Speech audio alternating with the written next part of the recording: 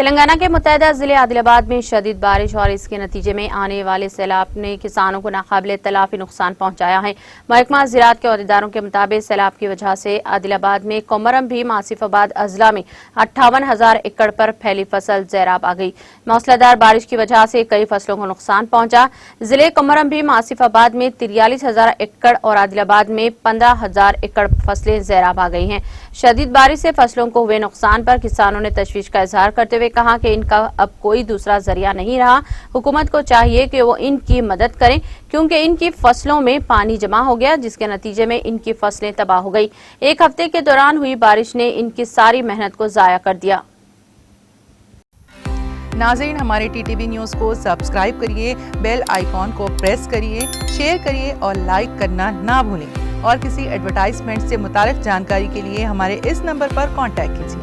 ہمارا نمبر ہے 9550102020۔